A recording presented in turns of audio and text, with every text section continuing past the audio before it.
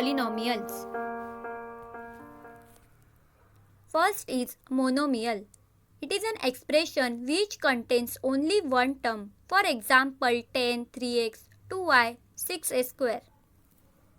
Second is binomial. It is an expression which contains two terms. Example, 2x plus 5, 3x minus 3y, 4x square minus 2y square. Third is trinomial. It is an expression which contains three terms. Example, 2x plus 3y plus 6, 2x square minus 3y plus 5. Note that if the expression contains more than three terms, then the expression is called a polynomial.